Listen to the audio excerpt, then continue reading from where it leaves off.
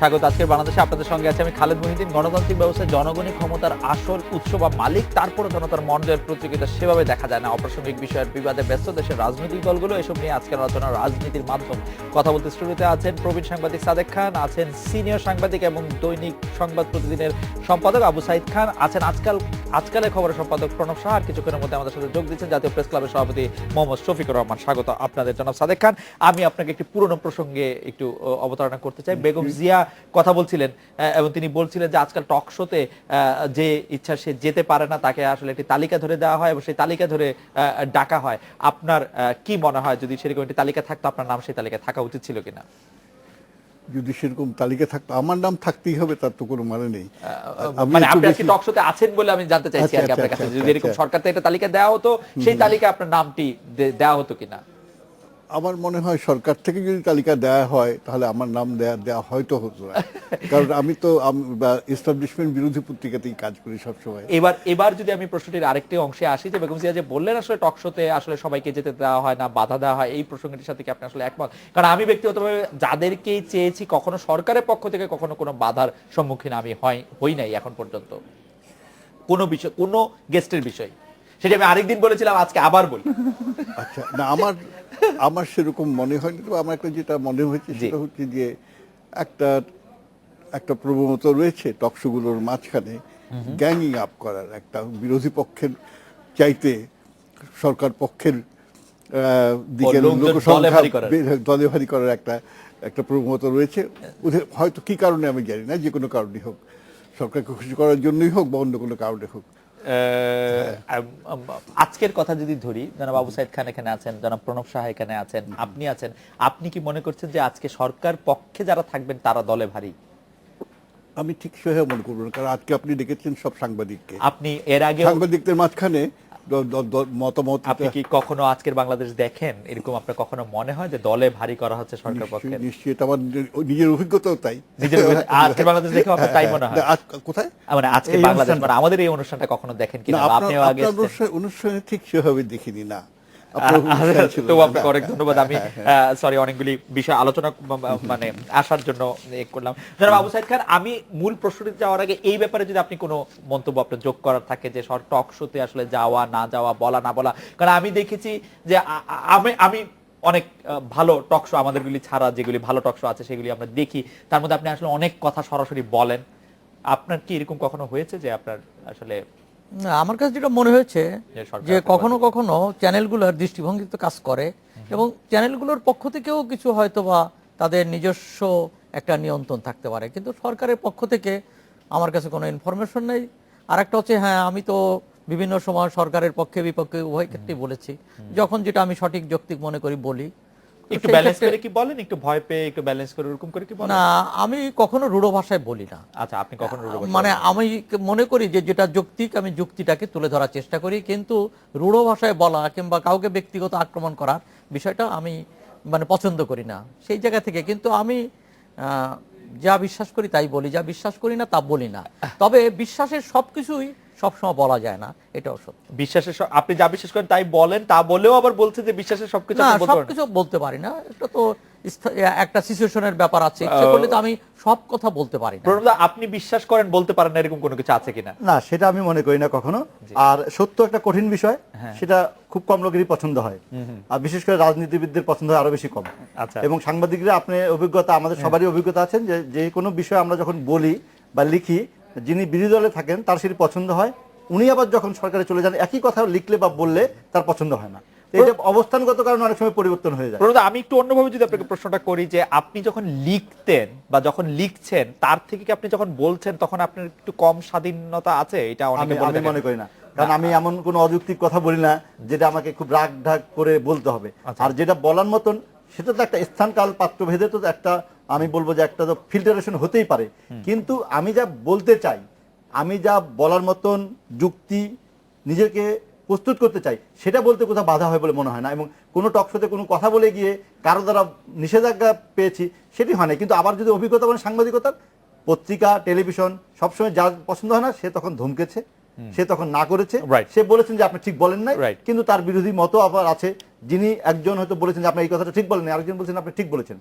ফলে যা বলি নিজের বিশ্বাস থেকে বলি, যুক্তির সঙ্গে বলি এবং সত্যটা বলার চেষ্টা করি। আচ্ছা প্রফেসর, আরেকটা বিষয় একটু জানতে চাই যে আমরা অনেক সময় দেখি যে সরকারের বিভিন্ন গুরুত্বপূর্ণ জায়গায় সাংবাদিকদের দাওয়াত দেওয়া হয়, অনেক সময় প্রধানমন্ত্রীর ব্যক্তিগত দাওয়াতও থাকে। সেই দাওয়াতগুলিতে আমরা ইদানিং শুধু দেখি যে ধরেন সাদেক ভাইকে দাওয়াত দেওয়া হয় কিনা সেটি আমি একটু জানতে চাই যে এটি কি আসলে একটু এটা দুটো ব্যাপার। একটি হলো যে যিনি বা যারা দায়িত্বে থাকেন জি। তারা কোন দৃষ্টিভঙ্গিতে থাকেন এটাই। আর সরকারের নীতি নির্ধারক থেকে আমি মনে করি না, যেমন এখন প্রধানমন্ত্রী যদি শেখ হাসিনা থাকেন, প্রধানমন্ত্রী যদি বেগম খালেদা জিয়া থাকেন, তারা কেউই সাদেক খানের মতন একজন সাংবাদিককে কেউ না করবেন বা তাকে আমন্ত্রণ জানাতে অপারগতা প্রকাশ করে তার অধস্তন কর্মকর্তাকে বলে দিবেন, আমি এটা বিশ্বাস করি না। কারণ আমি মনে করি যিনি সুষ্ঠুভাবে সরকার পরিচালনা করতে চান তাকে তার কর্মকর্তাদের উচিত সাদেক খানের মতন একজন মানুষকে নেওয়া। তার কথা অনেকটা পছন্দ হতে পারে, নাও হতে পারে, কিন্তু সাদেক খান যদি বলবেন সেটি বিবেচনায় নিতে পারেন যে কোনো সরকার প্রধান তার সুশাসনের জন্যই। আমাদের জাতীয় প্রেস ক্লাবের সভাপতি মোহাম্মদ শফিকুর রহমান আমাদের মধ্যে চলে এসেছেন। শফিক ভাই নিশ্চয়ই কিছুক্ষণের মধ্যে আমাদের সাথে স্টেজেও যোগ দিবেন। আমি প্রযোজকের দৃষ্টি আকর্ষণ করছি জনাব সাদেক খান। আমি যে বিষয়টি আপনার কাছে বলতে চাইবো, এবার আমি ভূ রাজনৈতিক বিশ্লেষক সাদেক খানের কাছ থেকে একটু জানতে চাইবো যে গত 2-3 বছর ধরে আরো বেশি গণমুখী রাজনীতি করা, আরো বেশি জনসম্পৃক্ত হওয়ার উদ্যোগ নেওয়ার কথা বলছে বিএনপি। এক্ষেত্রে তাদের কোনো অর্জন দেখছেন কিনা? মানে অনেক সময় এটি বলা হচ্ছে যে তারা আসলে একটি ভুল পথে ছিল, ঠিক পথে ছিল, তারা নিজেদের মধ্যেও অনেক রকম কথা। এই গত 2-3 বছরে জনসম্পৃক্ত হওয়ার যে উদ্যোগ নেওয়ার কথা বলেছিল বিএনপি, এক্ষেত্রে আপনি সফলতা দেখছেন কিনা? আমি বলবো যে সাংগঠনিকভাবে তাদের কোনো সাফল্য নেই। আচ্ছা, কিন্তু সাংগঠনিকভাবে সাফল্য না থাকলেও একটা সাফল্য তাদের হয়েছে, যে কোনোভাবেই হোক। বিএনপির প্রতি জনসাধারণের মাঝখানে, সাধারণ মানুষের মাঝখানে একটা বিরাট অংশের আমি মনে করি আস্থা রয়েছে এবং আস্থা বেড়েছে। আমি বিএনপির উপরও বলবো না, বেগম খালেদা জিয়ার উপর বলবো আস্থা বেড়েছে। আমি যদি একটু জানতে চাই, এই আস্থাটা কি বেগম খালেদা জিয়ার উপর আস্থা নাকি আমি সেটাই বলতে সরকারের উপর অনাস্থা? আমি সেটাই বলতে যাচ্ছিলাম, এটা নেগেটিভ আস্থা। নেগেটিভ আস্থা, এটা নিশ্চয়ই এটা নেতিবাচক আস্থা একটা দর্জ হয়েছে। তো আমি নেতিবাচক আস্থা আমি এই জন্য বলবো, যে কোনো কারণে হোক, যে কোনো সরকারি একটা যাকে বলা হয় ইনকামবেন্সি, যে একটা ইনকামবেন্সির জন্য বিরোধিতা জনসাধারণের মাঝখানে থাকলে একটা নেতিবাচক ধারণা হয়।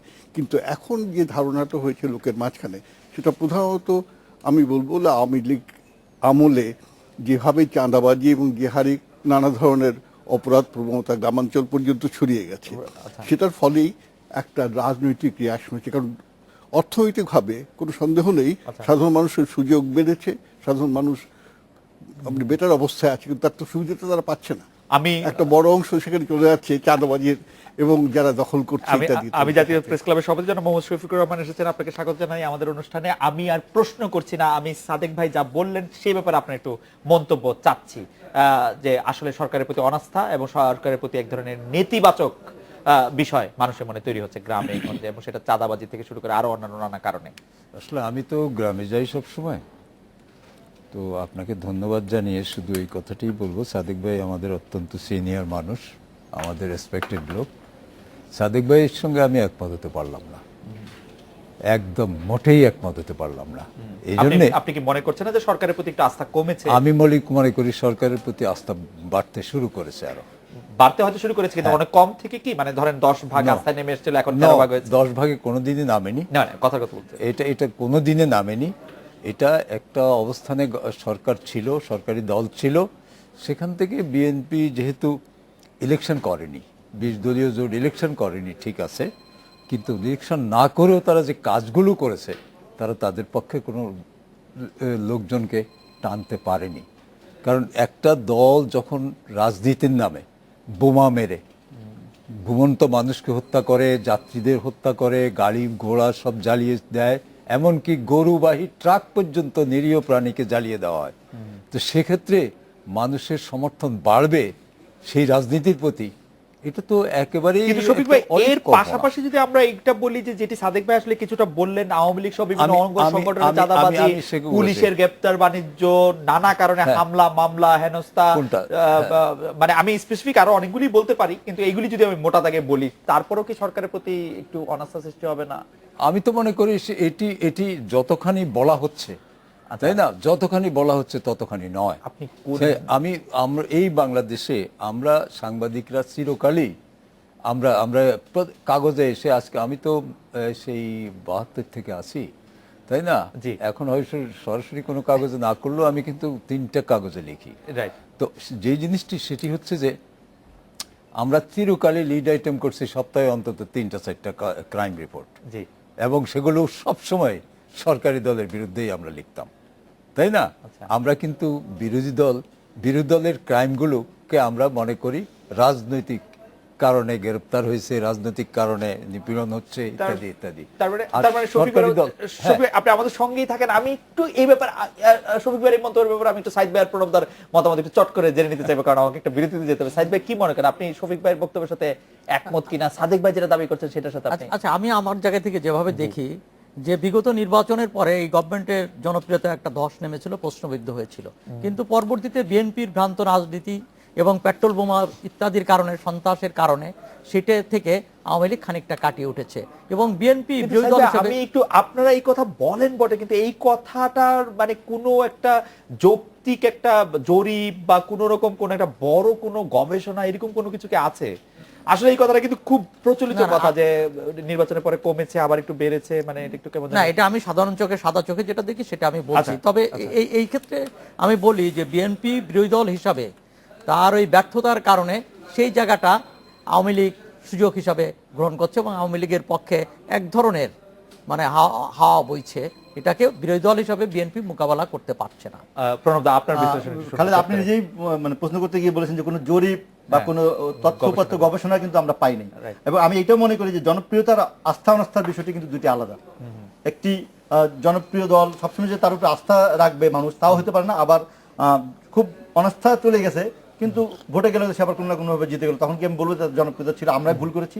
আমি সেজন্য সর্বশেষ যদি আপনি দেখেন যে IRI ইন্টারন্যাশনাল রিপাবলিক ইনস্টিটিউট যে জরিপ করেছে, তাতে আমরা দেখছি যে বেশিরভাগ মানুষ মনে করছে যে সরকার সঠিক পথে আছে। আবার এর মধ্যে এই মানুষরা এই উত্তরদাতারাই আবার বলেছে যে তারা নির্বাচনকালীন সময়ে তত্ত্বাবধায়ক সরকার চায়। আচ্ছা, তা এরপরে যদি এই সর্বশেষ যদি আপনি বলেন, মানে আমি একটা মতামত দিতে পারি, কিন্তু আপনি যদি তথ্যপত্র গবেষণা বা জরিপ দেখেন তাহলে তো আপনাকে ওইটাকে মানতে হবে। আমি একটু সাদেক ভাইয়ের কাছে একটু আসতে চাইবো, আপনি একটু বিরতি নেই।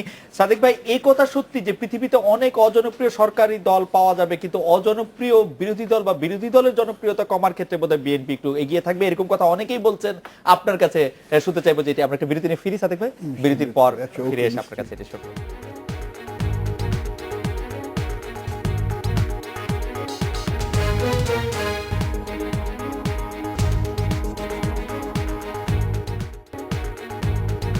ফিরে এলাম আজকের বাংলাদেশের জনাব সাদেক খান। বিরতির আগে বিভিন্ন বিষয় নিয়ে কথা হলো, আপনার কাছ থেকে একটু জানতে চাইছিলাম যে আপনি কি মনে করছেন আসলে বিরোধী দলের জনপ্রিয়তা কমার ক্ষেত্রে এরকম কোন নজির আর আছে কিনা, বা বিরোধী দলের জনপ্রিয়তা আসলে কমছে কিনা? বিএনপির কথা বলছি। বিরোধী দলের দল যদি সাংগঠনিকভাবে বলেন তাহলে নিশ্চয়ই বিরোধী দলের সাংগঠনিক জনপ্রিয়তা হ্রাস পেয়েছে, কিন্তু এটাও সত্যি কথা। শুধু অন্য জিনিস বাদ দেওয়া যাক, যে যত বিএনপি যে কোনো কারণেই হোক বিএনপি দলের যে সমস্ত কর্মীদের জেলে নেওয়া হয়েছে, যত না তাদের তো পরিবার পরিজন রয়েছে, তাদের একটা প্রভাবের পরিধি আছে। প্রভাবের পরিধি সেভাবে কমেছে বলে আমি মনে করি না।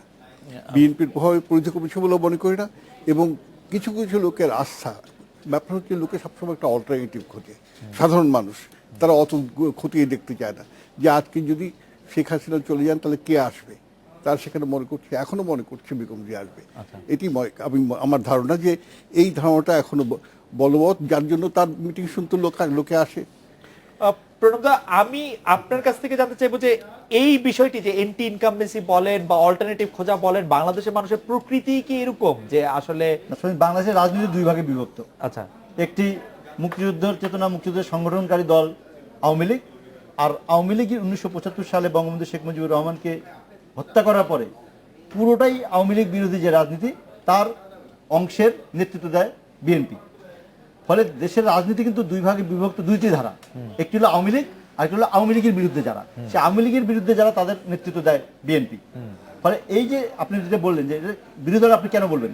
বিএনপি তো সংসদে নাই, কিন্তু আওয়ামী লীগের প্রতিপক্ষ রাজনীতি, আওয়ামী লীগের আদর্শের বিরুদ্ধে যে রাজনীতি দাঁড়িয়েছে 1975 সালের পর, তার নেতৃত্বে বিএনপি। ফলে সেইটি তো এই সরকারের যদি কোনো ত্রুটি থাকে, এই সরকারের সুশাসনের যদি কোনো অভাব থাকে, তার কুফল হোক আর সুফল হোক সেটা তো বিএনপি নিতে চেষ্টা করবে। বিএনপি বোঝানোর চেষ্টা করবে যে আওয়ামী লীগ দ্বারা হচ্ছে না, ফলে আওয়ামী লীগের বিকল্প বিএনপির পক্ষে নেওয়ার জন্যই। আপনি একটু আগে বলছেন যে কেন বেগম খালেদা জিয়া এই কথাটি বললো। দেখেন, যখন যুদ্ধাপরাধীদের বিচার হচ্ছে, যখন পাকিস্তানের জাতীয় পরিষদে আমাদের যুদ্ধাপরাধীদের ব্যাপারে তারা আমাদের বিরুদ্ধে প্রস্তাব নিচ্ছে, তখন বেগম খালেদা জিয়া বললেন, মাত্র কিছুদিন আগে বিবৃতি কিন্তু বলেন নাই যে 30 লক্ষ শহীদের সংখ্যাটা আমি কখনো বলবো না, কারণ 30 লক্ষ নিয়ে বিতর্ক আছে। তাহলে তো উনি যখন 3বার প্রধানমন্ত্রী ছিলেন, 16 ডিসেম্বর 26শে মার্চে যে সমস্ত বিবৃতি বানিয়ে দিয়েছেন, উনি তো বলতেন যে না, এটা নিয়ে বিতর্ক আছে, 30 লক্ষ লেখা যাবে না, 30 লক্ষ বলা যাবে না। উনি তো তখন কখনো বলেন ওই বাণীগুলোতে 30 লক্ষই আছে না, উনি কখন বললেন?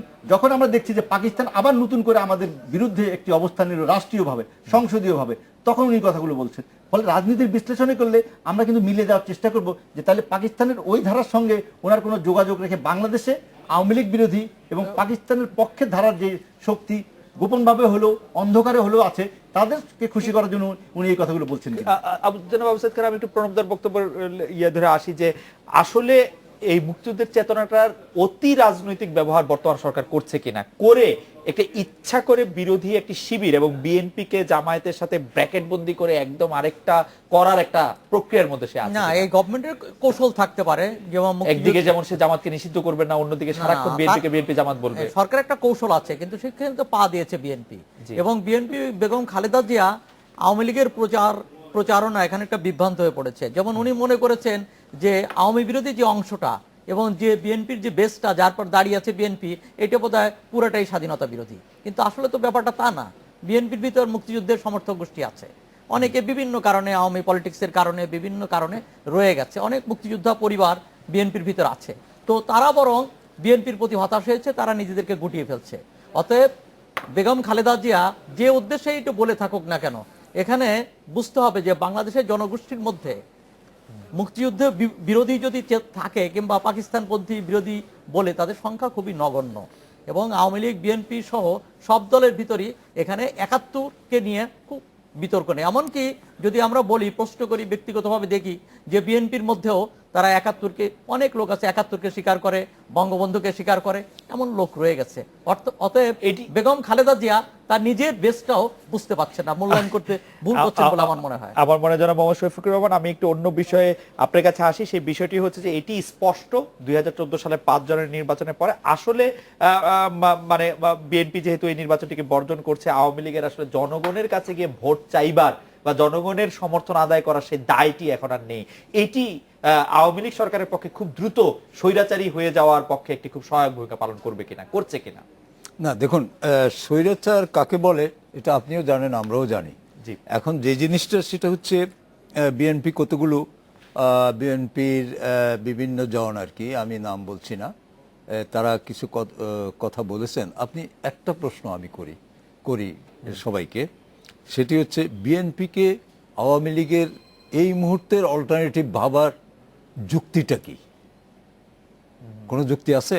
আপনি বলেন। আওয়ামী লীগ ঠিক আছে, এখন বিএনপি আওয়ামী লীগ ঠিক আছে কি না সেটাই সবচেয়ে বড় যুক্তি। হ্যাঁ, আওয়ামী লীগ ঠিক নাই সেটাই সবচেয়ে বড় যুক্তি। বিএনপির পক্ষে কোনো যুক্তি নাই, কিন্তু আওয়ামী লীগের পক্ষে বিপক্ষে অনেক আওয়ামী লীগের দুর্বলতা আছে, আওয়ামী লীগের বিপক্ষে অনেকগুলো যুক্তি আছে, আওয়ামী লীগের দুর্বলতা আছে, সেটাই যুক্তি। কিন্তু সেই দুর্বলতাগুলো বিএনপি তো ক্যাশ করতে পারছে না, এনক্যাশ করতে পারবে না। বিএনপি ক্যাশ করতে পারছে না কারণ হচ্ছে সরকার খুবই স্ট্রিম রোলার চালাচ্ছে, আয়রন হ্যান্ডে। এগুলি বাজে কথা, এগুলি একদম আমি স্বীকার করব না। তার কারণ হচ্ছে একটা লোক যখন বোমা মারবে, তাকে সে যদি ধরা পড়ে তখন বলবে না ইজ এ পলিটিক্যালি তাকে অ্যারেস্ট করা হয়েছে, এগুলি ঠিক না। এই শুনো না, আমি যেটা বলছি, কেন মানুষ বিএনপির প্রতি যাবে? 3200 মেগাওয়াট বিদ্যুৎ রেখে গেলেন, আর এখন সেটা 14,000 মেগাওয়াট। গত 3 বছরে একটি জায়গায় কোথাও লোডশেডিং নাই, শুধু মাঝে মধ্যে সার্ভিসিং স্বার্থে কিছু কিছু জায়গায় কত 10 মিনিট 15। এটা বোধহয় আপনি শুধু ঢাকা নগরের কথা মাথা রেখে বলছেন, ঢাকা নগরের কথা মাথা রেখে বলছেন। আমার গ্রামের বাড়িতে আগে কি লোডশেডিং কমেছে, কিন্তু নাই বললে এটা একটু বাড়াবাড়ি হবে। মানে এবং 13,000 মেগাওয়াটের মধ্যে আসলে সক্ষমতা হচ্ছে যে আমরা আসলে পিকে 8,000, 7,000, 7,500, 6,500 উৎপাদন না, 9,000 এর বেশি আমরা পিকে করি, সবসময় করি না। মানে আমরা রেকর্ড করে আমি একটু কথা বলি খালেদ, আপনি বলেছেন যে আওয়ামী লীগের তো নিশ্চয়ই অনেক, আওয়ামী লীগ বলবো না, বর্তমান সরকারের ত্রুটি যদি বলেন, প্রশাসনের ক্ষেত্রে যদি অপূর্ণতা বলেন, সেটা অনেক কিছু আছে। আমি যদি বলি এই ক্ষেত্রে যে ধরেন যে ঢাকা শহরের যানজটে আমরা সবাই ভুক্তভোগী, যানজট নিয়ে মানুষের সবাই ত্যক্ত বিরক্ত যে কোনোভাবেই আর চলাচলের অবস্থায় ঢাকা শহর নাই। এর মধ্যে কথা ওঠে যখন প্রধানমন্ত্রী যাতায়াত করেন এবং রাস্তা বন্ধ করে তাকে চলাচলের পথ সুগম করে দেয় আইন শৃঙ্খলা বাহিনী সহ নিরাপত্তার দায়িত্বে যারা, তখন কিন্তু অনেক সময় আমাদের সাধারণ মানুষ এটা নিয়ে ক্ষোভ প্রকাশ করেন এবং অনেক সময় বলেন যে প্রধানমন্ত্রী শেখ হাসিনা কেন এত চলাচল করেন, কেন ওনার কারণে রাস্তা বন্ধ থাকবে। এই যে মানুষের ক্ষোভ, এই যে মানুষের যে দুর্ভোগ, কখনো তো বেগম খালেদা জিয়া হোক বা বিএনপি থেকে আনুষ্ঠানিক বিবৃতি দেওয়া হল না যে মাননীয় প্রধানমন্ত্রী আপনি যাতায়াতের কারণে মানুষ অনেক দুর্ভোগ পায়, আপনি যাতায়াতটা সীমিত করেন, আপনি সচিবালয়ে কম যান, আপনি অনুষ্ঠান কমান, আপনি গণভবনে বেশি অনুষ্ঠান করেন বা প্রধানমন্ত্রীর কার্যালয়ে বেশি অনুষ্ঠান করেন। এই বিবৃতি বা এই ক্ষোভ বা এই দাবিতে কিন্তু কোনো সভা সমাবেশ আমরা দেখি না। কিন্তু প্রধানমন্ত্রী শেখ হাসিনা এই জনগণের কথাটা, ক্ষোভের কথাটা, মানুষের আক্ষেপের কথাটা তো বুঝতে পেরেছেন। এই জন্য আপনি জানেন যে এখনকার সময় যে আগামীকাল যে সোমবার যে মন্ত্রিসভা বৈঠক হবে, যেটি নিয়মিতভাবে সচিবালয় হতো, এটি সচিবালয়ের পরিবর্তে তেজগাঁর প্রধানমন্ত্রীর কার্যালয়ে হবে। এবং কালকে এসএসসি পরীক্ষা ছিল, কালকে প্রধানমন্ত্রী যদি সচিবালয়ে যেতে আসতেন, আবার উনি বিকালবেলা এই যে দাবি, এটা সরকারের যদি দায় চাপান আপনি সরকারের কাঁধে যে যানজটের কারণে সেটি তারা করতে পারে না, এই দাবিতে তো আমরা কখনো বিএনপিকে কথা বলতে দেখি না। না, আমরা বিএনপিকে কথা বলতে দেখি না, কিন্তু আমি যেটি বলতে চাই যে আমরা আসলে সরকারের জবাবদিহি নিশ্চিত করতে পারছি কিনা, একটি গণতন্ত্রের যেটি প্রধান, অবশ্যই একটি প্রধান বিরোধী দল, আপনি সংসদীয় বিরোধী দলের কথা বাদ দিলাম, আমরা সাংবাদিকরা কি পাচ্ছি কিনা? অবশ্যই সাংবাদিকতা আমরা সেজন্য সমালোচনা করছি। আমরা বলছি যে আপনি নিজেই বললেন বিদ্যুৎ যদি 12,000 মেগাওয়াট আমাদের সক্ষমতা, তার উৎপাদন কত হয়? আমরা এখনো তো 45%-এর বেশি সারা দেশের মানুষের মধ্যে তো 60% মানুষের কাছে বিদ্যুৎ পৌঁছাতে পারি নাই। বিদ্যুতের উৎপাদন বাড়া সত্ত্বেও এই সমালোচনা করতেই পারি। আমি তো সমালোচনা করি যে এলপিজির কথা, যে গ্যাস আপনি ঢাকা শহরে 450 টাকা গ্যাস পান বাসা বাড়িতে, আমার মা গাইবান্ধা শহরে কেন 3000 টাকা মাসে রান্নার জন্য ব্যবহার করেন? এখন অবশ্যই একটু কমেছে দাদা, আপনি কয়লা তুলে আপনি সেই সবই ঠিক আছে, কেন আমি 8 টাকা কিন্তু সেই সবই ঠিক আছে, কিন্তু আমি যে জায়গাটায় আসতে চাইছিলাম সেটি যদি জনাব আবু সাইদ খান এবং সাদেক খান আপনারা যদি একটু সাহায্য করেন, আমি যে জায়গাটায় আসতে চাইছিলাম যে আসলে গণমাধ্যম, যেহেতু আমি রাজনৈতিক মাধ্যম বলছি, গণমাধ্যম সরকারের সমালোচনা করে সরকারের জবাবদিহি নিশ্চিত করার অবস্থা আছে কিনা? সাইদ ভাই কি মনে হয়? আমি সাদেক ভাই এখন তো যতটুকু গণমাধ্যমই করে, আমারও মনে হয় সেটা যে খানিকটা তো গণমাধ্যমই করছে, কিন্তু এখানে রাজনৈতিক দল এটা মোকাবেলা করতে পারছে না। যেমন সারা দেশে যেমন ব্যাপক দুর্নীতি আছে এবং তৃণমূলে চাঁদাবাজি আছে, বহুত কিছু ঘটছে, এই সমস্ত বিরুদ্ধে কোনো রাজনৈতিক প্রতিবাদ নাই। কিন্তু শুধুমাত্র নির্বাচনী প্রক্রিয়া কি হবে এটা নিয়েই কিন্তু বিএনপি এবং অন্যদের রাজনীতি প্রায় একই ধরনের কথা সাইদ খানও বললেন। আমি একটু জানাবো, আমার বক্তব্য হচ্ছে গণমাধ্যম নিশ্চয়ই কিছু কিছু কাজ করেছে, কিন্তু গণমাধ্যমের মাঝখানেও ওই যাকে বলা হয়, এখন তো ব্যাপার হচ্ছে, প্রথমে আপনি একটা কথা বলেছেন, সেটাতে আমি ফিরে যাই, সেটা হচ্ছে স্বৈরাচারের প্রবণতার কথা। আমাদের দেশে ক্ষমতার কেন্দ্রিকতা একটা পুরনো জিনিস, প্রথম থেকেই হয়ে আসছে, বারবার করে ক্ষমতার কেন্দ্রিকতা হচ্ছে, তার স্বৈরাচারের পতন হচ্ছে, আবার একই জিনিসের দিকে ফিরে যাচ্ছে। এবং বর্তমান সরকারের মাঝখানে যে মানে ক্ষমতার কেন্দ্রিকতার প্রবণতাটা খুব বেশি, তো মানে পরিষ্কার হয়ে, এবং আপনারা শুধুমাত্র ওরা বাইরে থেকে যারা আসছেন তারাও লিখছেন, বাইরের অন্যদের কথা বাদ দিলাম, কিন্তু ক্ষমতার কেন্দ্রিকতার ফলে বহু জিনিস হচ্ছে না, বহু জিনিস চেপে থাকে। এবং যে কথাটা উনি বললেন যে এটা একটা বিষয়, প্রধানমন্ত্রী যখন যান তার সিকিউরিটির জন্য 2 ঘন্টা 3 ঘন্টা রাস্তা বন্ধ থাকে অনেক সময়। তো এটা তো অমনি করে শেষ করা যাবে না, উনি মানে তিনি না বেরোলে হয়তো কমতে পারে, কিন্তু এটার এই যে বিষয়টা নিরাপত্তার জন্য হোক, যে কারণে হোক রাস্তাগুলো যে বন্ধ রাখা হয়, অন্য জিনিস কারণ, এগুলো কিন্তু ক্ষমতার কেন্দ্রিকতা একটা ফল, আর তা না হলে সিকিউরিটি এজেন্সি এভাবে করতো না, অন্য উপায়। আমার মনে হয় যে ক্ষমতার কেন্দ্রিকতা প্রসঙ্গে আমি একটু আসি, এটি জনাব শফিকুর রহমান, জনাব প্রণব শাহ, আপনাদের কাছে জানতে চাইবো যে আমরা একটা বিরতি নিব, তার আগে যে সবকিছুই মাননীয় প্রধানমন্ত্রীকে করতে হয়। এই যে শিক্ষার্থীরা ভ্যাট দিবে কি ভ্যাট দিবে না সেটা মাননীয় প্রধানমন্ত্রীকে সিদ্ধান্ত দিতে হয়, মাননীয় প্রধানমন্ত্রীকে সিদ্ধান্ত দিতে হয় শিক্ষকরা আন্দোলন করবেন কি করবেন না সেক্ষেত্রে, এবং কেন্দ্রিকভাবে উনি না বলা পর্যন্ত আসলে কোনো কিছুই আসলে থাকে না। এবং আমি আসলে যে প্রশ্নটি করতে চাই সেটা হচ্ছে যে আজ এক অনুষ্ঠানে মহামান্য রাষ্ট্রপতি বলেছেন সরকারের মধ্যে আত্মসমালোচনা থাকতে হবে, নিজের সমালোচনা থাক বা না থাক, ভিন্ন মত সহ্য করার ক্ষেত্রে সরকারি দলের বর্তমান অবস্থান আপনাদের চোখে আসলে কেমন? ভিন্ন মতের ক্ষেত্রে আমার সরকারকে খুবই অসহিষ্ণু মনে হয়। আমরা এটা বিরতি নিচ্ছি, বিরতির পর ফিরে এসে আপনাদের মতামত শুনবো।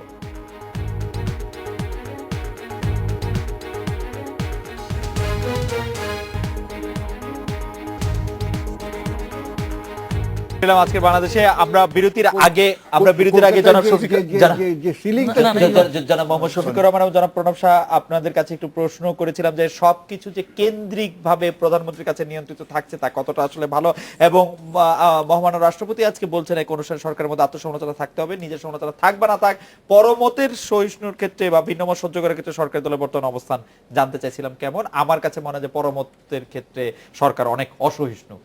আমাদের একজন দর্শক বলছেন, সজীব ওনার নাম, উনি বলছেন আজকের বাংলাদেশে আজ সরকারের গুণগান চলছে, বিএনপির পক্ষে কথা বলার কেউ নেই। ইন্টারেস্টিং। যাই হোক, জনাব শফিকুর রহমান আপনার কাছে জানতে চাইবো যে কেন্দ্রিক ভাবে সবকিছু নিয়ন্ত্রিত জনাব সাদেক খানেরই বলছেন এবং মহামান্য রাষ্ট্রপতি বলছেন সরকারের মধ্যে সমালোচনা থাকতে হবে। এই একটু আগে আপনি যে বলছেন এক ভদ্রলোক মেইল করেছেন আপনাকে, না জি, মানে সরকারের গুণগান হচ্ছে, বিএনপি কথা বলার কেউ নেই, এরপরে কি আর জবাব দেওয়ার দরকার আছে? না, এই প্রশ্নটি আমার জবাব দেন। আমি এইটিতে জবাব দিতে চাইছি যে আসলে বিএনপি নিজেরাই তো কিছু বলছে না, বিএনপি তো নিজেরাই কিছু বলছে না, আর শেখ হাসিনা তো পপুলারিটি দিনের পর দিন বেড়েই যাচ্ছে। আমার প্রশ্নটা ছিল যে কেন্দ্রিক ভাবে সবকিছু শেখ হাসিনার কাছে থেকে যাচ্ছে, এই স্বাস্থ্যকর কিনা? ছাত্রদের আন্দোলন থেকে শুরু করে শিক্ষকদের আন্দোলন, প্রধানমন্ত্রী কি আসলে অ্যাক্ট বা রিঅ্যাক্ট করতে হয়?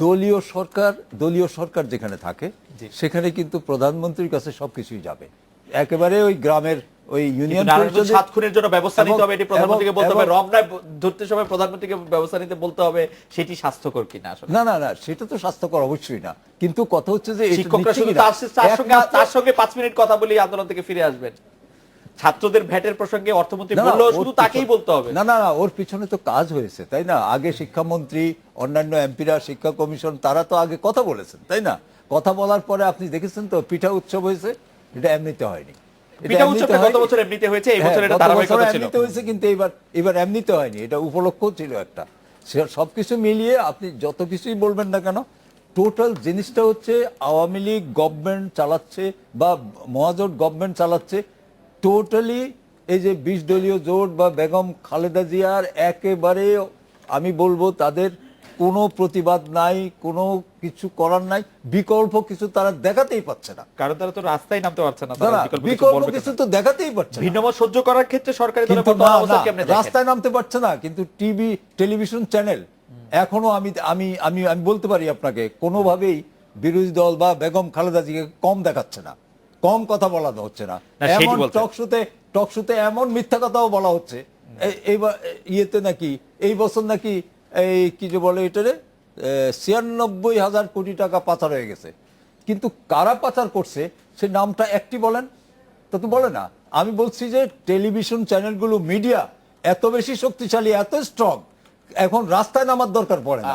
আমি একটু প্রণবদের কাছে আসবো, তারা তাও করতে পারছে। কেন্দ্রিকতাটা আমাদের ইনহেরেন্ট। আমি মনে করি যে কেন্দ্রিকতাটা ভালো না।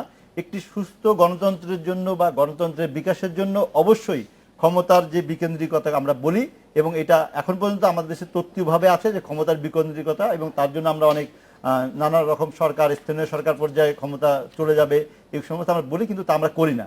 আর আপনি যেটি বলছেন, যখন কেন্দ্রীভূত হয়ে যায় ক্ষমতা, তখন তো অবশ্যই পরমত সহিষ্ণুতার জায়গাটাও কমে আসে। আপনি কি বললেন যে সরকার এবং দল, দেখেন আপনি ব্যক্তিগতভাবে শেখ হাসিনাকে যত বেশি গণতান্ত্রিক বলে আমরা দাবি করি, বলি, ওনার সামনে একটা সমালোচনা করা যায়, ওনার সামনে একটা কথা বলা যায়, কিন্তু আমি যদি এজ এ হোল সরকারের কোনো সমালোচনা করি, সরকারের কেউ না কেউ, সরকার মানে তো একটা রাষ্ট্রযন্ত্র কিন্তু তার বিরোধিতা খুব বেশি মানতে চায় না, রাষ্ট্রযন্ত্র সরকার হিসেবে কিন্তু তার সমালোচনাটা খুব বেশি গ্রহণ করতে চায় না, কিন্তু রাজনৈতিক নেতা হিসেবে শেখ হাসিনা সেটি কতটা গ্রহণ করে সেটি হলো দেখার বিষয়। রাজনৈতিক নেতা হিসেবে শেখ হাসিনা বিরোধী দল বলুন বা সাংবাদিকদের কথা বলুন, গণমাধ্যমকে তার সমালোচনা কতটুকু বিবেচনায় নেয় সেটি একটি দেখার বিষয়। আপনি মনে করেন যখন কত কমবেন, এটি কিন্তু আবার বিকল্প সাইডেও আছে। এখন যদি আমরা কেউ সরকারের সমালোচনা না করি, কেউ যদি প্রধানমন্ত্রী কোনো ত্রুটির বা প্রধানমন্ত্রী কোনো ভুল সিদ্ধান্তের বিরুদ্ধে না বলি, তাহলে উনি মনে করবেন উনি সব ঠিক করছেন। তা আমাদের তো দায়িত্ব আছে যে সঠিক কথাটা বলার। সেক্ষেত্রে অনেক ক্ষেত্রে সরকারের বিরাগভাজন হওয়ার উদাহরণ আমাদের নিজেদের ব্যক্তিগত জীবনে আছেন, আমাদের সবারই আছেন। আর সরকার সে কারণে যদি আপনি একজন সাংবাদিক গণমাধ্যম কর্মী হিসেবে হেনস্থ হন, সেটা তো আপনার ভাগ্য বলে আপনাকে মেনে নিতে হবে, আপনার কাজের স্বীকৃতি বলে মেনে নিতে হবে। আমি মনে করি সেই জন্য যতটুকু কম আছে ততটুকু আমি মনে করি যে আমাদের কারণে হয়েছে, এটি সমালোচনা থাকা উচিত এবং বিরোধী দলের সেটিকে ধরেই কিন্তু রাজনীতিটা করা উচিত। জনাব আবু সাইদ খানের মন্তব্য শুনবো আমি আচ্ছা। বিরতি যাওয়ার আগে। এই বিরতি আপনি আপনার মন্তব্য শুনে তারপর সাংবিধানিক ভাবে প্রধানমন্ত্রীর কাছে একটু বেশি ক্ষমতা আছে, আর প্র্যাকটিস তার চেয়ে বেশি হচ্ছে। এখন আমার বক্তব্য হচ্ছে যে ক্যাপ্টেন ভালো খেলবেন, টিম খেলবে না, তাহলে সেই বিজয়টাকে ধরে রাখা যায় না। অতএব সেই ক্ষেত্রে যার যার কাজটা তারই করা উচিত। সাংবাদিকদের প্রসঙ্গে যদি একটু বলতেন, যে প্রণবদা বলছেন যে সাংবাদিকরা আসলে অনেক ক্ষেত্রে নিজেদের উপর সেলফ সেন্সরশিপ আরোপ করে অনেক সময় নিজেরা অন্যরকম ভয়ে বা অন্য কিছুর কারণে অনেক সময় অনেক আমার কাছে মনে হয় যে ভয় এবং লোভ দুটোই কাজ করে, ভয়ের চেয়ে লোভটাই বেশি কাজ বেশি করে। কাজ করে, পদ পদবীর জন্য যে প্রবণতা ভয়ের আমরা চাইতে লক্ষ্য করি লোভটা বেশি কাজ করে, right? সেটা নিশ্চয়ই সমর্থনযোগ্য না। সাদিক ভাই, আমি চট করে যদি আপনার মন্তব্য এই ব্যাপারে শুনি, যে ভয়, লোভ এবং মানে সমালোচনা করা না করার ক্ষেত্রে। আসলে কিন্তু যতই আমরা বলি না কেন, বর্তমান অবস্থাতে মানে বিরোধী দলের সন্ত্রাস দমনের নামেই হোক বা যে কারণেই হোক, যে অবস্থা সৃষ্টি হয়েছে তাতে একটা পুলিশি ক্ষমতা একটা বিরাট পর্যায়ে পর্যন্ত চলে গেছে। এই পুলিশি ক্ষমতাটার ভয় অনেকেরই আছে। মানে এটা সাংবাদিকরা আরো বেশি ভয় পাচ্ছে। না, সাংবাদিকরা হয়তো পুলিশি ক্ষমতার ভয় অতটা পায় না, তারা মোটামুটিভাবে আমি বলবো সেখানে তোয়াজ প্রবণতাটা অনেক বেশি বেড়ে গেছে, এটা আমি একমত তাদের সঙ্গে। আচ্ছা, আমরা একটা বিরতি নিচ্ছি, বিরতির পর ফিরে এসে জনাব শফিকুর রহমান, আপনার কাছে আবারও জানতে চাইবো যে 7 বছর আওয়ামী লীগ সরকারে থাকায় দলের আত্মতুষ্টি, হেফাজতের সাথে সুসম্পর্ক পুনঃপ্রতিষ্ঠা, জামায়াতের নেতাকর্মীদের আওয়ামী লীগে ফুল দিয়ে বরণ, এগুলিকে আওয়ামী লীগের শুভাকাঙ্ক্ষী বুদ্ধিজীবীদের অনেকেই আত্মঘাতী সিদ্ধান্ত বলেন। আপনি এই প্রবণতা কিভাবে দেখেন? আমরা একটা বিরতি নিয়ে ফিরে এসে আপনার কাছ থেকে এটা জানতে চাইবো।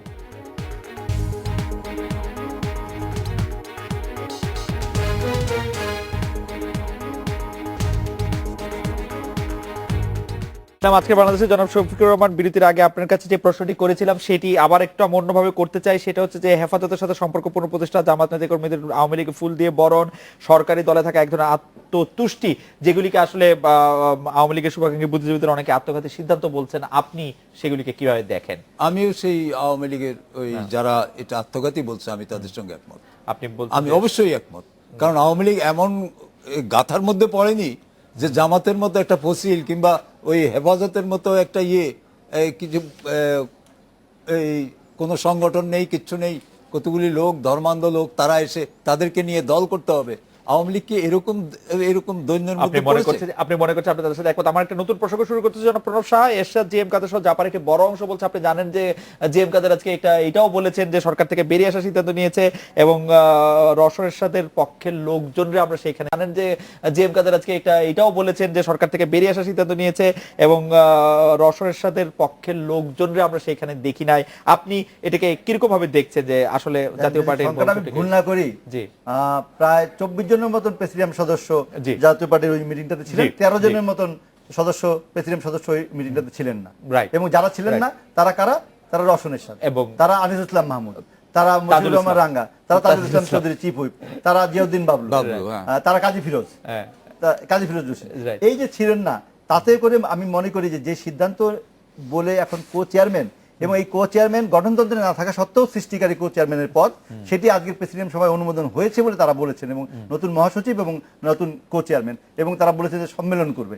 আমার মনে হয় না যে এই সিদ্ধান্ত বাস্তবায়ন করা সম্ভব হবে এইচ.এম. এরশাদের পক্ষে, যখন নিজেই প্রধানমন্ত্রীর বিশেষ দূত হিসেবে মন্ত্রী পদমর্যাদা ভোগ করেন, এবং 1990 সালের 6 ডিসেম্বর গণ অভ্যুত্থানে সামরিক স্বৈরাচার হিসেবে দেশের শাসনভার জনগণের হাতে ছেড়ে দিয়ে যে চলে এসেছেন, তারপরে উনি যখন পতাকা নিয়ে ঘোরেন তখন ওনার পতাকাটা আগে নামাতে হবে, তারপরে মন্ত্রিসভার সদস্যরা পদত্যাগ করুন। এই সিদ্ধান্ত আমরা অনেক আগেও দেখেছি, এবং আপনাকে এটুকু বলে রাখতে চাই যে 1996 সালেও কিন্তু এরকম ঘটনা ঘটেছিল, আওয়ামী লীগের সমর্থন দিয়ে মন্ত্রিসভার সদস্য হয়েছিলেন, কিন্তু সেই মন্ত্রিসভার সদস্য যিনি আনোয়ার হোসেন মঞ্জু, উনি থেকে গিয়ে দল করেছিলেন, এরশাদ সাহেব বেরিয়ে এসেছিলেন, যদিও আবার থাকতে পারেননি, আবার ঘুরে দাঁড়িয়েছেন। ফলে ওনার কথাটা অনেক সময় মানে ক্যান্সেল মাই লাস্ট অর্ডারের মতন, আমার থেকে জনাব সাদেক খান ভালো বলতে পারবেন সামরিক শাসনের সেই সময়গুলোর কথা, তার কথার নড়চড়ের যে ইতিহাস আমরা দেখি। আমি একটু 20-30 সেকেন্ডে জানতে চাই যে রওশন শুধু কিন্তু একবার বলেছিলেন যে মন্ত্রীদের থেকে বেরিয়ে আসবেন এবং অতি অল্প দিনের মধ্যে তিনি সিদ্ধান্ত নেবেন, সেই সিদ্ধান্তটি কেমনে পরিবর্তন হলো? ওনার তো সিদ্ধান্ত করুন না, দলটা এইচ.এম. এরশাদের, না রওশন এরশাদ কিন্তু বলেছিলেন যে এইচ.এম. এরশাদের, আমি সবসময় বলি যে জাতীয় পার্টিতে আসলে একটি বিএনপি অংশ আছে, একটি আওয়ামী লীগ অংশ আছে, এবং জাতীয় পার্টির রাজনীতি করে শুধু এইচ.এম. এরশাদ। আচ্ছা, ফলে উনি যখন সুবিধা মনে করেন তখন আওয়ামী লীগের যারা শুভাকাঙ্ক্ষী তাদের সঙ্গে মিলে সিদ্ধান্ত নেন, যখন উনি মনে করেন অসুবিধা, তখন বিএনপির যারা শুভাকাঙ্ক্ষী তাদের সঙ্গে মিলে সিদ্ধান্ত জনাব নেন। আবু সাঈদ কাদের ফলে বিষয়ে ওনার কিন্তু আপনার লাস্ট অর্ডার ক্যান্সেল করার না, কিন্তু আমার কাছে আওয়ামী লীগ বিএনপি অংশ মনে হয় না। আমার কাছে মনে হয় যে দুই অংশই তারা সরকারের সঙ্গে থাকছে। এক অংশ সরকারের বদন্যতার বিরোধী দল হতে চাইছে, আচ্ছা। আর এক অংশ ক্ষমতার স্বাদটাও গ্রহণ করতে চাইছে। আচ্ছা, আচ্ছা, দ্বন্দ্বটা এখানে, অর্থাৎ যে এখানে দল সিদ্ধান্ত নিলেও যারা ক্ষমতার স্বাদ পাচ্ছে, দল তো কোনো তারা- সিদ্ধান্ত নেয় না, ওখানে আমি সিদ্ধান্ত বলি, HM-এর সাথে। হ্যাঁ, এসব সিদ্ধান্ত নিলে যারা ক্ষমতার স্বাদ পাচ্ছে তারা কেন ছাড়বে? আজকে এইটা হলো বিষয়। একটা দুটো পত্রিকা এরকম বলছিল যে আরো 3টা মন্ত্রীর পদ পেলে এরশাদ সাহেব বিজলি বলে আমি মনে করি যে এটাকে- বাড়িয়ে নিন। এটাকে উড়িয়ে দেওয়া যায় না। আমি অর্থাৎ বলবো বাকি। আমি আবার অন্যভাবে বলি যে এরশাদের যে বাস্তবতা, তাতে যে দলই ক্ষমতা আসে তার সঙ্গে থাকবে। বিএনপি যদি ক্ষমতা আসে, বিএনপির সঙ্গে এরশাদকে থাকতে হবে, এটি হচ্ছে বাস্তবতা। যেন সাদেক খান, আপনি কি মনে করছেন বিষয়টি? আমি এটা নিয়ে কোনো এটা জল্পনা কল্পনার বিষয় এবং এটা নিয়ে কোনো মানে মন্তব্য- এই রাজনীতি এটা কোনো বড় প্রভাব রাখবে, আপনি এরকমই মনে আমি করছেন? মনে করি কোনো প্রভাবই নেই। একমাত্র এরশাদ সাহেবের দলে উনি স্বৈরাচারী হলেও যতটুকু সাধারণ মানুষের মাঝখানে প্রভাব রয়েছে সেটা তার প্রভাব যতটুকু আছে। মানে যেহেতু তার- কিছু কাজ করবে, যেহেতু 9 বছরের শাসন, কিছু কিছু কাজ তো উনি করেছেন, তার জন্য খানিকটা যাকে বলা হয় একটা মহলে তার একটা সমাদর রয়েছে। আর ও তার মতির ঠিক নেই, কাজে কোন দিকে যাবেন বলা যায় না। তার দল তো অন্য প্রশ্ন আছে। আমাদের একজন দর্শক আবার আমাদের পুরনো প্রসঙ্গটা ফিরিয়ে নিয়ে আপনাকে এই প্রশ্নটি করতে বলেছেন। সেটি হচ্ছে যে আপনি কি মনে করেন যে এই সরকার ভিন্ন মত সহ্য করার ক্ষেত্রে খুব ভালো বা খুব সহ্য করতে পারে? মোটেও না, মোটেও এই না। সরকার মোটেও আপনি কোনো পরিষ্কার specific উদাহরণ দিবেন কিনা কতগুলো সেটা? ক্ষেত্রে দেখা যায় জি। যে ঠিক আছে, একবার দুবার না হয় বলা চলে। আপনি অর্থমন্ত্রীকে বলেন, প্রধানমন্ত্রীকে বলেন, তারা বারবার করে একই তাদের মনের যে সমস্ত খেদ সেগুলো বারবার করে প্রকাশ করে অন্যকে আক্রমণ করে। যে অন্য জিনিসকে বাদ দেই, শুধু ডক্টর ইউনূসকে যেভাবে বারবার আক্রমণ করা হচ্ছে, শুধু এখন রাজনীতির সাথে পাচ্ছে নেই, জি। তাকে বারবার করে আক্রমণ করা হচ্ছে কেন? এটা তো অসহিষ্ণুতা এক ধরনের। এই মুহূর্তে তাকে আক্রমণ করতে অন্য কোনো কারণ হতে পারে না। ঠিক আছে, অতীত না হয় হয়েছে, একটা আমার সময় মনে হয় যে গিয়েছে। ডক্টর ইউনূসকে আক্রমণ করা অসহিষ্ণুতা কিনা সেটা শফিক ভাই প্রণব দাকে একটু বলবেন একটু ডক্টর ইউনূস সাহেবের ভূমিকা তো আমরা কিছু কিছু জানি, তাই না? এখন ভূমিকার কথা বলবো। সর্বশেষ আমি তো ভূমিকার কথা বলছি না, আমার বক্তব্য হচ্ছে তাকে বারবার করে আক্রমণ করা হচ্ছে কেন? এটা অসহিষ্ণুতা। সেটা না, উনি তো অসহিষ্ণুতা। এখনো বাংলাদেশ বিরোধী তৎপরতা এখনো বন্ধ করেননি। তাকে কোথায় বিশেষ করে এই সরকারের কর্মতৎপরতা কিভাবে থামিয়ে দেয়া যাবে এখনো তিনি সোচ্চার আছেন। কারণ ভেরি রিসেন্টলি যে ইয়েগুলো বেরিয়েছে, যে মেইলগুলো হিলারি ক্লিন্টনের সঙ্গে, তাতেও তো প্রমাণ পেয়ে গেছে। নতুন মেইল তো না। তাই না? নতুন mail। এগুলো তো প্রফেসর ইউনূসকে আমরা সম্মান করি, উনি নোবেল লরেট, আমাদের জন্য গর্বের ব্যাপার। কিন্তু উনি 1 মিনিট, উনি যেদিন এয়ারপোর্টে নামলেন সেদিন উনি বললেন কি, পলিটিশিয়ানরা করাপ্ট, উনি দল করবেন। এখন মাহফুজ আনামকে নিয়ে উনি দলও করলেন, তারপর আবার ভেগে গেলেন। না, সেটি একটি অন্য কথা। কিন্তু পুরনো কথা জনাব সাদেক খান বলছিলেন যে ডক্টর ইউনূসের বিষয়টি আসলে পরমত সহিষ্ণুতা বা ভিন্ন মতের প্রতি অসহিষ্ণুতা দেখা যাবে কিনা।